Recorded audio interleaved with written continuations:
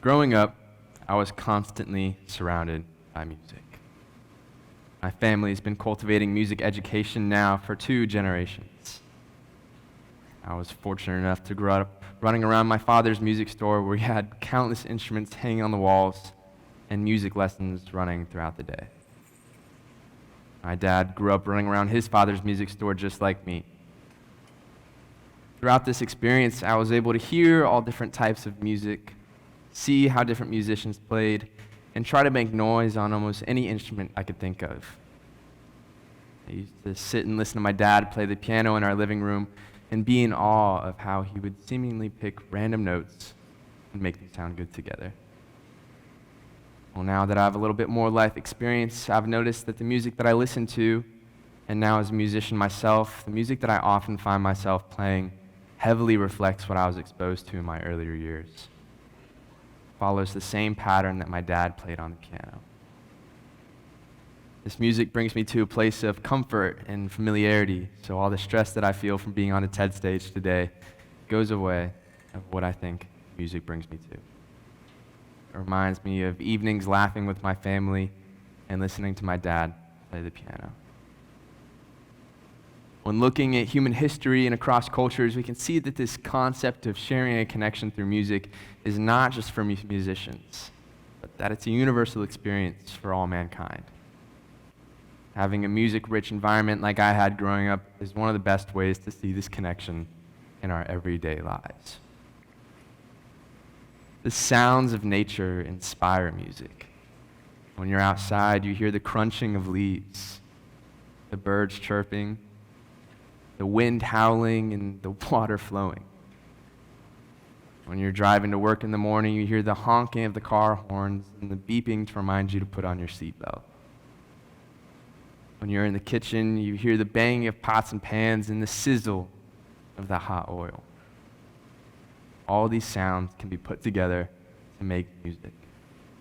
We mimic the sounds that surround us and turn them into music. In fact, a journal published by the Royal Society, which is a society of the world's most eminent scientists and the oldest scientific academy, mentions that in Papua New Guinea, a tribe of people called the Kaluli use the 4 tones of the mooney bird, which is a native bird to their region, in their most important ceremonial songs. They believe that their ancestors are reincarnated as these mooney birds and that music should follow the same pattern as what they sing. The Kaluli took the sounds that surrounded them and used it as inspiration for music. Words tell stories just like songs do. If I were to say one word, it might not mean much, but when I say multiple to form a sentence, that sentence could convey an idea, a thought, or an emotion. Just like if I played one note on this piano, it might not mean anything. When I play multiple to form a song, that song could convey an idea, thought, or an emotion.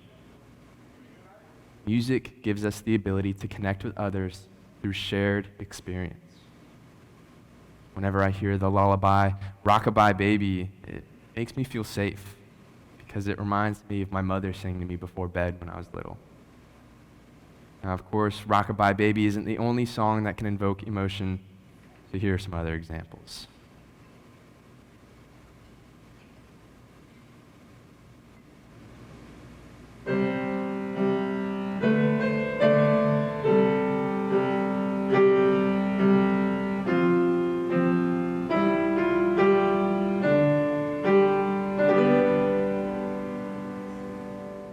And another one.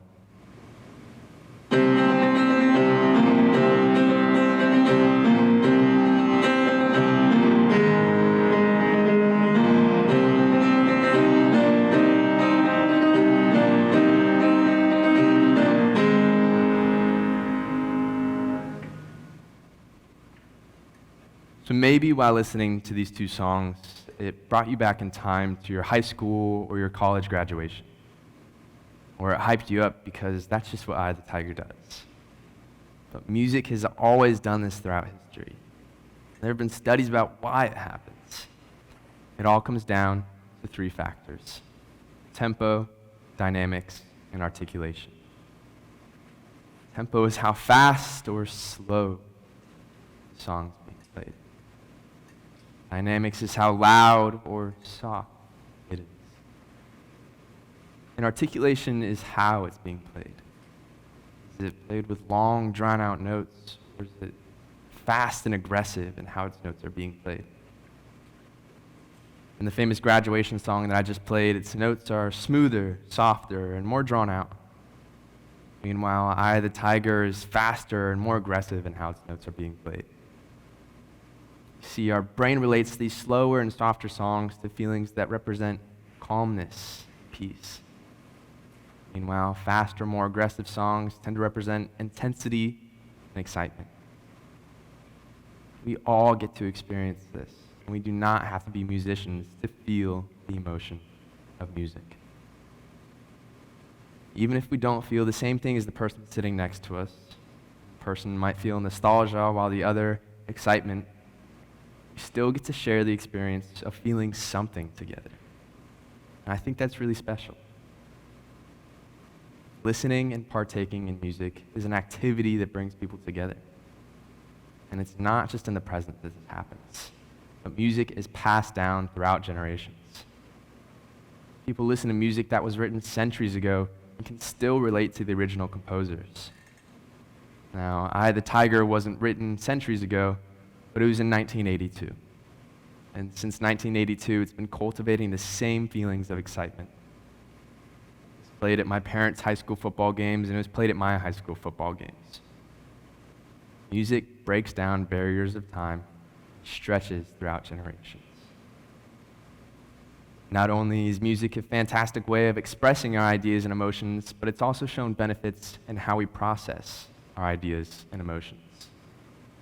Numerous studies have focused on the effect of music on individuals in clinical settings. These studies concluded that music positively impacts mood and anxious and depressive symptoms in both children and adults. In addition to these benefits, it's also shown impacts on self-esteem, creativity, problem-solving skills, and hand-eye coordination. So at this point, you may be thinking, Ryan, I don't play any instruments or really listen to music that much. So is it too late to see the benefits? Absolutely not. We all have the ability to learn music. I like to think of it like learning your first language. We all knew how to talk before we knew how to spell, or what a noun was, or even what the alphabet was. We learned what syllables went with other syllables by being in a language-rich environment. Just like I learned what notes went with other notes by being in a music-rich environment. When children are learning to read, it's suggested that they're exposed to a print-rich environment, meaning they'll be seeing words all the time. On the back of cereal boxes when they're eating their breakfast in the morning, billboards during car rides, and the alphabet hanging on the walls of almost any kindergarten classroom that you walk into. Being in these language and print-rich environments is vital to helping children develop necessary speech and language skills. Creating these language and print-rich environments supports children's natural linguistic development, provides them with opportunities for language learning, and challenges them to use language in their everyday lives. I was raised in a music-rich environment, meaning I was able to see pianos, guitars, cellos, violins, flutes, clarinets, trumpets, and drums around my house at all times. Since birth, being the youngest in my family, either my dad or my brothers were making noise on some kind of instrument. I was able to observe the way their hands moved and try to mimic the sounds. I believe it is just as important to create a music-rich environment as it is a language and print-rich. Just like these language and print-rich environments encourage kids to use language in their everyday lives, Music-rich environments encourage creativity and connection with ourselves and with others. Similar to print and language-rich environments, early exposure to music has long-term benefits into adulthood. Exposure to music as a youth is related to engagement in music into adulthood. Even if you don't have much exposure to music as a youth, it is never too late to benefit from engaging in musical activities. So my challenge for you today is to create a music-rich environment for yourself and for future generations. This doesn't have to be anything over the top, it just needs to be intentional. Some of the best ways that I've found to incorporate music into my everyday life is by listening to music during car rides. When I'm getting ready in the morning, I'm trying to focus on school or work, or just when I want to have a good time. Music has always been a way for humans to find connections with one another. It opens a whole new world of creativity and expression, and I want us all to share the connection of music. So without further ado, I will close with this.